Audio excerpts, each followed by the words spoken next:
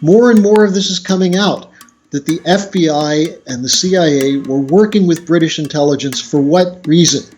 To stop the shift of the world away from the geopolitical unilateralism of the US neocons who believe that a world government must be established under the control of Wall Street and the City of London. Anyone who doesn't understand that Israel, which is a huge problem in the United States, is running as a British co-partner along with the Saudis, has made a big mistake. The origins of Zionism came not from the Jewish community, but from a handful of bankers, most of whom were not Jewish. It was an artificial creation as part of a geopolitical ploy to create a permanent cause for intervention in the Middle East. Why? Because the Middle East is the bridge between Eurasia and Africa and also Europe. Hey guys, real quick, in my last video I showed you the best Survivor tactical flashlight available. Problem is it won't be available for long because they're flying off the shelf is what I'm being told. So guys, if you want a tactical flashlight to light up the dark with 1200 lumens, equipped with a life-saving emergency strobe, all with solar power, you better hurry. This tactical flashlight will even charge your phone, help you stay on the right path with its built-in compass, and it even includes a glass-breaking hammer and wire and rope cutter, all in a lightweight, durable package.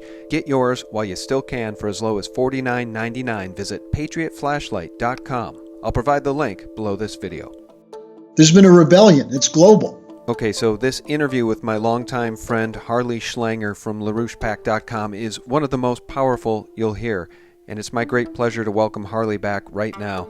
Harley, thanks for joining us. So very much to talk about.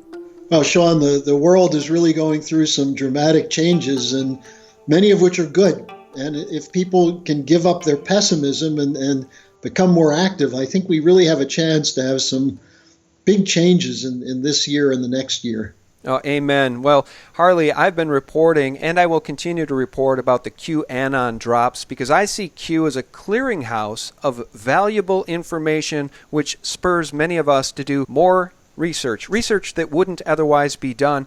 And here's more good news, Harley. I think the Zio-globalist death grip on the throats of the people of this world is weakening, and I want to point to what's going on in the EU. You guys in the Schiller Institute just held a huge, successful conference about this very issue. Tell us what you're seeing in the EU as this globalist plan for their new world order and a one-world supranational government over all of the nation states in the EU is beginning to fall apart a little bit, isn't it?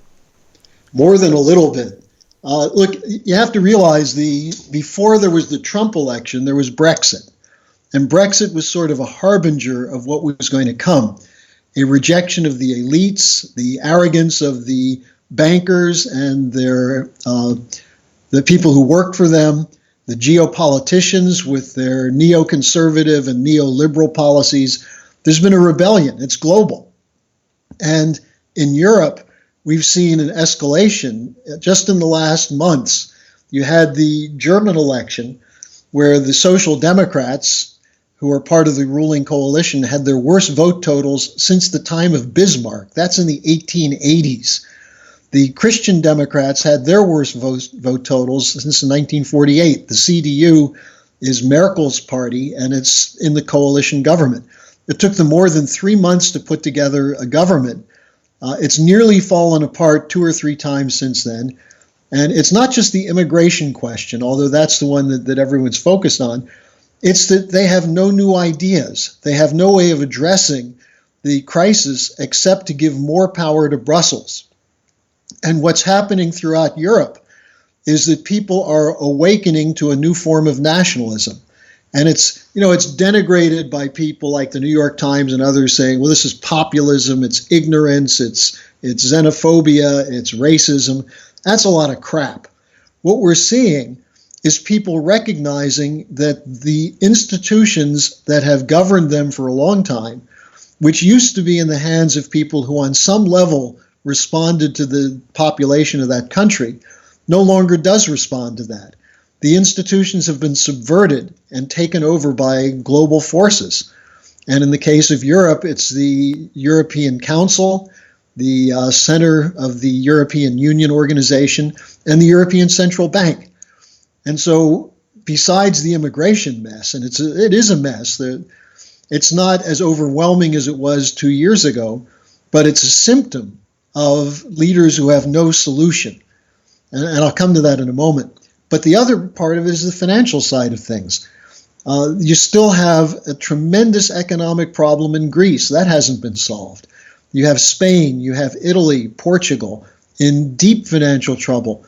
But it's also now hitting in France. It's hitting in Germany. German productivity, which has been the mainstay of the German economic miracle since the 1950s, is dropping for the first time. The banking system in Germany, typified by the brain-dead bank Deutsche Bank, they have no solution to the problem of unsustainable debt and leverage that's through the roof. So the whole system is collapsing. But the good side of it is you have a form of economic nationalism.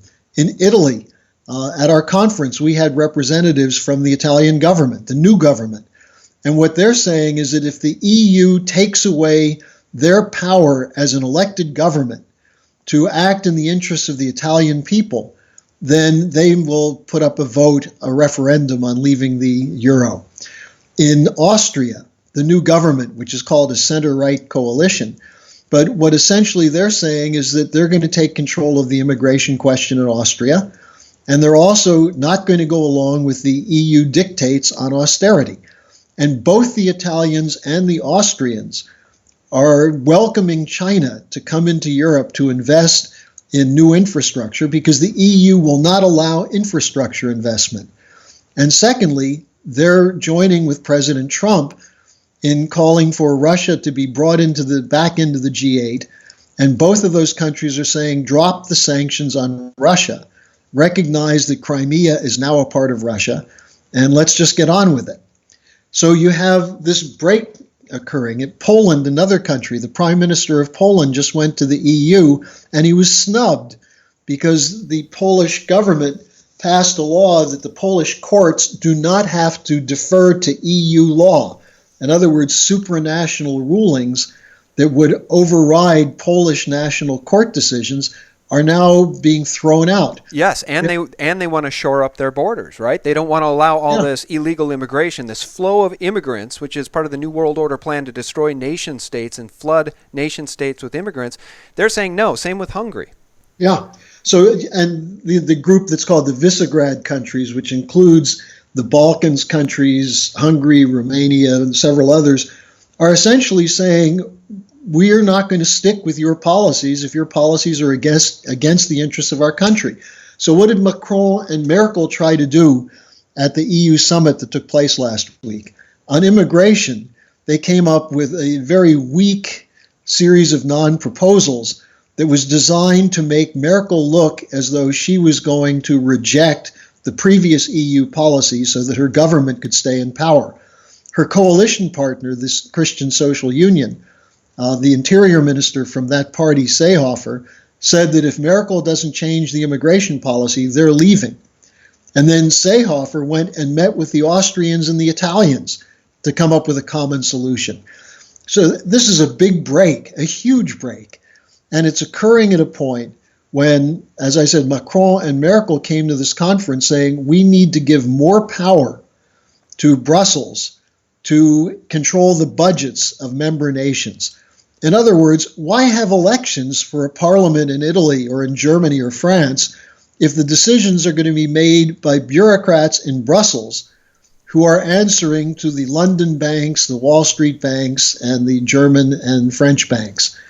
That's why there's opposition. May I ask you something? Let me ask you something before I forget. I'm sorry to interrupt, but I think this is important. For my American audience, let's just flush that out. So Macron is literally a Rothschild agent. He used to work for a Rothschild bank. Merkel, I would argue, is the same. They're both globalists, and they're promoting this New World Order plan to essentially destroy these nation states. And so I wanted to share this with you and get your thoughts, because I see people leaving comments under my videos quite frequently saying, if the elite wanted Clinton in the White House, she'd be there. And Trump is just the flip side of the same coin. He's just a puppet playing his role. To which I have said, and will continue to say, then why does he want to shore up our borders? Why is he going against the grain on many of these New World Order policies? Wouldn't it have been simpler, I've argued, just to have put Clinton in the White House? Then it would have been a fait accompli. It would have been game over. And still the critics say, nope, it's all going according to plan and Trump's just a puppet. Meanwhile, he's the antithesis to Macron and Merkel. Your thoughts? Well, that's exactly the point. Trump went to the G7 summit and blew it up. He snubbed them. He went there and he said, you guys have no solutions. If you're talking about Russia 30% of the time, why shouldn't they be here? He then went and met with Kim Jong-un. The Europeans were terrified that he was going to do something that would blow up in his face, and of course he didn't. The summit with Kim Jong-un is in the right direction. They don't want him talking to Putin. Sean, I know what you're talking about with these comments because I hear it all the time. You have people who say, if Trump didn't arrest everybody and didn't throw the Clintons in jail and didn't overturn everything immediately, then he must be part of the operation.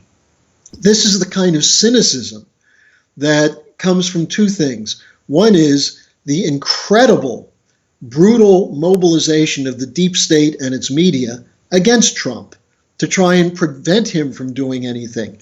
And secondly, it comes from a very cynical alternative, a strain of the alternative media, which essentially wallows in impotence and says, well, nothing will ever change. They're too powerful.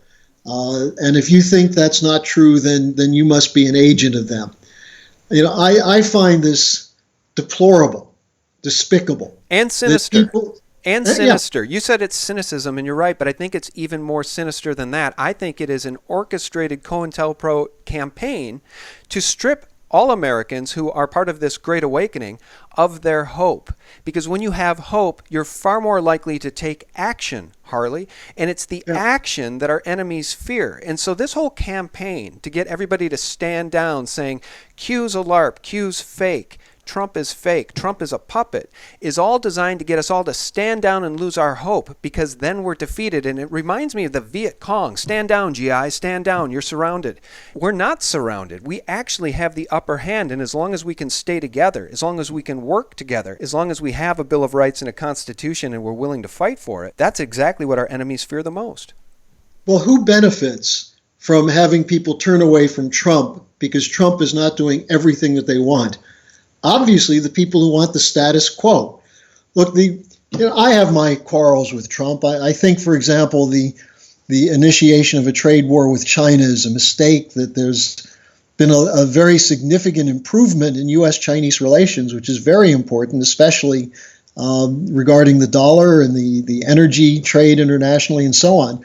But, that being said, Trump has dealt serious blows to the neoconservative, neoliberal globalists, going from the rejection of the Trans-Pacific Partnership, his efforts to, pulling the United States out of the Paris Climate Accords, and to his dogged determination to meet with Putin. Why are they so hysterical about Trump meeting with Putin? And I'll give you two reasons. One, because Trump recognizes that Putin did in Syria a favor to the world, not just by crushing the terrorists, but by forcing the United States into the open. The Obama administration was a supporter of Al-Qaeda and ISIS and the destruction of Syria. And so that's now in the open. Most of the world, in Europe, even people who don't like Putin and don't like Trump, acknowledge that Obama was on the side of the terrorists. And let me add, you get to your second point in 1 second, and let me add, and people will say, nothing has changed and nothing ever will change. Trump is a puppet. Meanwhile, he got the CIA out of Syria, and he ended the funding for the White Helmets. The White Helmets, traditionally behind a lot of these false flag acts of terror we've seen in Syria that are then blamed on Assad. But nothing has changed and nothing ever will, Harley. You got to love our critics. Well, and then what the critics don't realize is that they're in bed with Nancy Pelosi and Charles Schumer, including the Republicans. Many of the Republicans who are saying Trump shouldn't meet with Putin. There was a group of, I think, 7 or 8 Republicans who were just in Moscow. and they're being attacked by Republicans and Democrats. Now, many Republicans are just stupid on this issue. They say, well, Trump didn't collude with Russia, but Russia intervened in our election. I'm sure the Russians did some things. What does the U.S. do all over the world? But that's not the issue. The issue here is, what about people like Schumer, who in the past would have criticized Trump if he wouldn't meet with Putin, now criticizes Trump for meeting with Putin, saying it shows he's a Putin agent. Now, let's look at the other side of this, though. Who benefited from the Russian intervention in the Middle East? The United States did. The nations in the Middle East did. Not Israel, not Saudi Arabia, because the terrorists have been supported by the Netanyahu regime and the Saudi regime and by the British and the U.S. Yeah, John McCain, Hillary Clinton, and Barack Obama. Exactly. Now, Trump, while everyone's saying, well, the CIA is still doing bad things in Syria, of course they are, because Trump doesn't control the CIA. But Trump did get the military to meet with the Russians and to clear the way for the Russians to go in and mop up the Syrian terrorists on the southern border of Syria. So I think this line that nothing's changing, they are in control, they're running things. The other thing that exposes that is the emergence of China in great power politics. And the Chinese are basically saying, look, we don't want to compete with the United States. We want to work with the United States. We want cooperation. It's in the interest of the U.S. and China for there to be cooperation.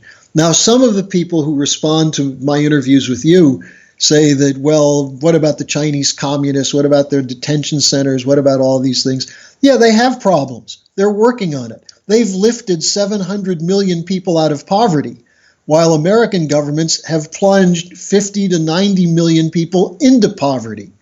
Obama created more poor people than any previous president, and it followed the tradition of George W. Bush. So we're seeing the Chinese now in Africa.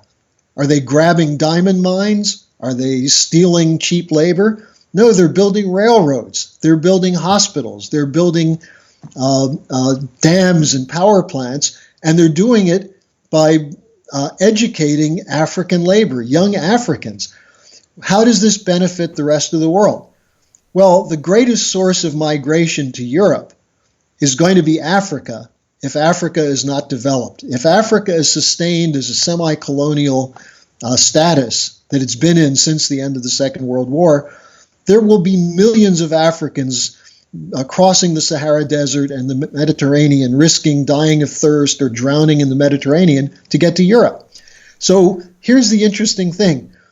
Merkel and others are essentially pushing a racist policy. What they're saying is, well, we'll hold the Africans in detention centers in the desert until we can get them to qualify for coming to Europe. Can you imagine the idea of the Germans setting up so-called detention centers? Doesn't that ring a bell? Yeah. Well, now, what are the Italians and the Austrians saying? They're saying, let's go with the Chinese and do what Gaddafi was doing, build water projects, green build the desert. canals. Yep. Yeah, the Africans will stay in Africa. Now, look, you're always over the target, and you mentioned colonization, and I wanted to ask you about the Brits, the royals. You guys over at LaRouche PAC always do a very good job reminding us of the meddling, the hands of the British in our affairs. Of course, the hands of the Israelis are certainly in the affairs of the United States and the government as well, with the ADL and the SPLC and everything else. So we can talk about that. But I love the fact that you're pointing out that China isn't trying to colonize Africa. It's doing quite the opposite, and that's a very good thing. And I wanted to ask you, just to flush this out a little further, about the Windsors and the Queen. Why would the Queen of England, who essentially she's not the quasi-head of that government, she can overrule Parliament anytime she likes, why is the Crown allowing that nation to be overrun and turned into a cesspool, number one? And number two, did you happen to see that $43 million, or was it $53 million wedding of Prince Harry and Meghan, that then the cost of which was thrust on the British taxpayer? How much more abuse are these Brits going to take at the hands of this crown? Well, the answer to your first question is obvious. The Queen doesn't give a damn about the people of the United Kingdom. She never has. The royals have always ruled a global empire. And previously, that empire was based on British sea power and British military power. After World War II, it became the power of offshore banking, the Channel Islands, the Guernsey and Jersey Islands, the shadow banking system, the looting of the world, most of which ends up in British or British connected banks. And these are the banks that fund terrorism, they fund international drug trade, they always have. Hong Kong Shanghai Bank is a perfect example. So, but the trick was that most Americans say, well, the British, why do you say the British? They have no power. Who organized Russiagate? From the beginning, it started with GCHQ, the equivalent of the National Security Agency, coming to Brennan saying, we're picking up interesting and strange signals coming from Russia regarding the 2016 election and Trump. Brennan then sent teams over to work with the British. He and Clapper went to Comey, who's turning out to be a hapless halfwit. They went to Comey and said, you have to set up an investigation into this. Now, the FBI is really not supposed to engage in international counter-espionage, but who directed it? The guy who was assigned the coordination of the FBI case against Trump was Peter Strzok, who was the liaison of the FBI to Brennan. So it was Brennan's operation from the start. Now, who is involved in this? You have people like Christopher Steele, former MI6, Sir Richard Dearlove, the guy who gave the phony story about Iraq's weapons of mass destruction, former head of MI6 and the protector of Christopher Steele.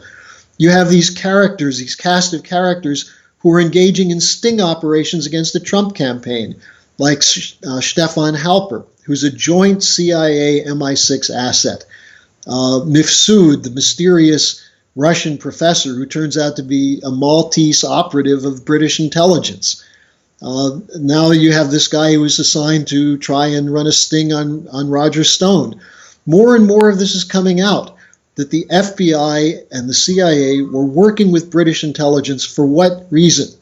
To stop the shift of the world away from the geopolitical unilateralism of the US neocons who believe that a world government must be established under the control of Wall Street and the City of London. Now, anyone who doesn't recognize the British here is making a big mistake. Anyone who doesn't understand that Israel, which is a huge problem in the United States, is running as a British co-partner along with the Saudis, has made a big mistake. The origins of Zionism came not from the Jewish community, but from a handful of bankers, most of whom were not Jewish. It was an artificial creation as part of a geopolitical ploy to create a permanent cause for intervention in the Middle East. Why? Because the Middle East is the bridge between Eurasia and Africa and also Europe. And this is classic British geopolitics. The ignorance of Americans to understand people like Mackinder and the Fabian Society, and how they ran operations against the United States, assassinated U.S. presidents, and so on. They're still running the false flags. Look at the Skripal affair, and you mentioned the white helmets and the Duma Syria fake chemical weapons story.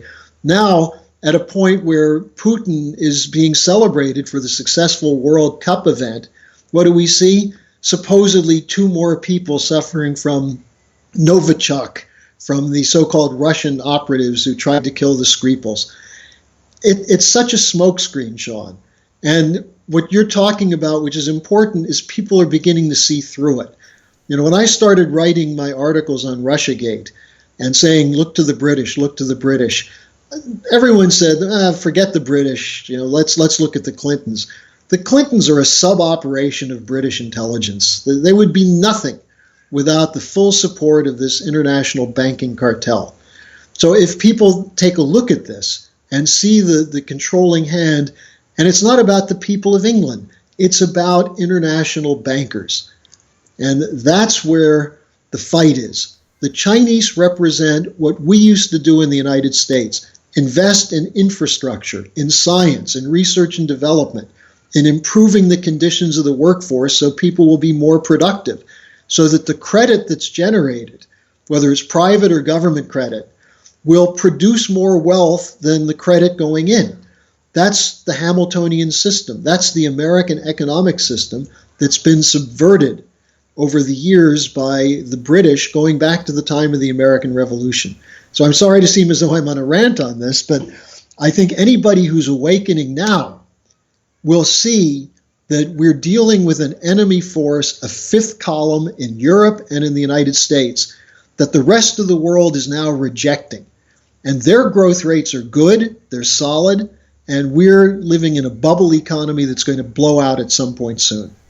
All right. Well, I absolutely love your analysis, and it's always so wonderful to have you on. So we'll round out this conversation with a question for you about Israel, but I just do want to make the point that for our critics, folks, you have to remember that it was Hillary Clinton's own words, the transcript from her paid, I think it was a $250,000 speech. She did 3 of them with Goldman Sachs, and the transcript reveals that she said to them she has a public position and a private position, both of which are different, which makes her a liar and a traitor to the people, which I would argue is what Macron and Merkel are, folks. So say what you want about Trump, say what you want about his tweeting. At least we know what he's thinking most of the time, which is the perfect segue, Harley, to the seemingly chummy relationship between President Trump and Netanyahu, who I believe is a hardcore war criminal, and what the Israelis have done to the Palestinian people in Gaza is nothing less than a modern-day prison camp.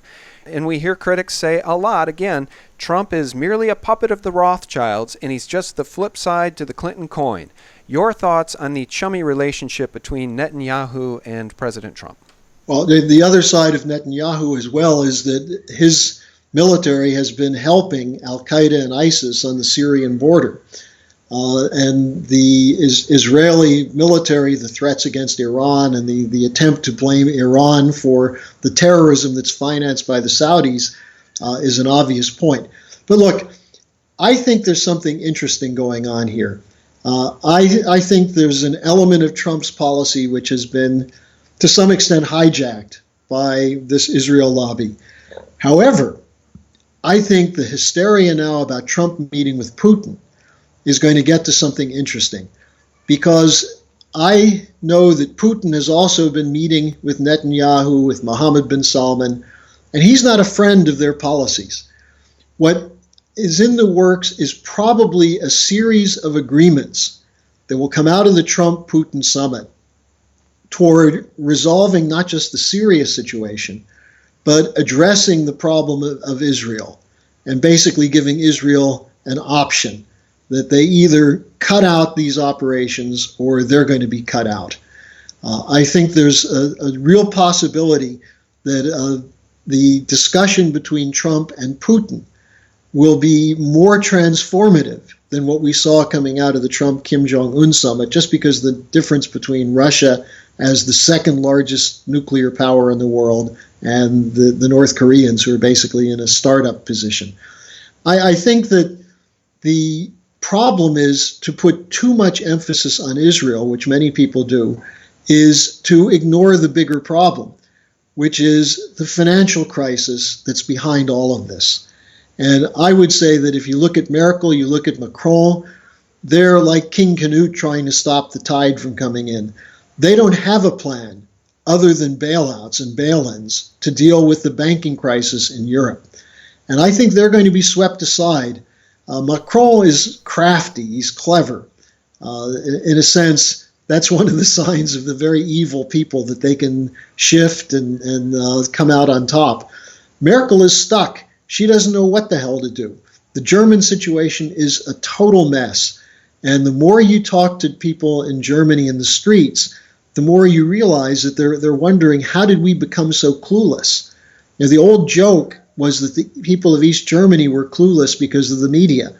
Well, what do you think is the case in Germany as a whole today? The media has left them clueless. And honest Germans are asking the question, how did we get into this? So I think this awakening that you're talking about is well underway. We're going to see some shifts. What we need is people to use their creative powers to figure out what to do to move other people, as opposed to sitting in an armchair and criticizing or saying that anybody who's trying to do something is being manipulated. Understand that these shifts are underway. The dollar system is very weak. There's another financial system that's in the works, which is not controlled by the Rothschilds, which is based on physical economy, which is something that a bunch of bankers cannot control. So people should go to the LaRouchePAC.com website. I write articles almost every week. If you want to get a hold of my blog, send me an email and I'll get back to you. And Sean, a number of your listeners have been very kind and sent questions and sent emails to me, and I answer them all the time. So you can reach me through harleysch@gmail.com. That's harleysch@gmail.com. Very good, Harley. I appreciate your time. And friends, I want to leave you with this. Just imagine how far we've come. I'll play this clip. It's from President George H.W. Bush when he was in the Oval Office. Some of you may remember him saying this. Out of these troubled times, our fifth objective, a new world order, can emerge. It is a big idea, a new world order, where diverse nations are drawn together in common cause to achieve the universal aspirations of mankind. We have before us the opportunity to forge for ourselves and for future generations a new world order, a world where the rule of law, not the law of the jungle, governs the conduct of nations. When we are successful, and we will be, we have a real chance at this new world order. Friends, can you even imagine the great awakening that has occurred since that time? Harley, you nailed it at the beginning of this interview when you said there's been a rejection of the elites, there's been a rebellion, and it's global. Harley, thank you so much for your time. We'll be in touch. Okay, Sean, thank you. All right, thank you. And guys, thank you so much for tuning in. If you value information like this, please visit us at SGTreport.com 24 hours a day for real news, the antidote to corporate propaganda, and spread this interview far and wide. Share it within your own sphere of influence on social media. We very much appreciate you guys. Together we stand, and together we stand strong. Have a great week ahead. God bless. If you want a picture of the future, imagine a boot stamping on a human face forever. The moral to be drawn from this dangerous nightmare situation is a simple one. Don't let it happen. It depends on you.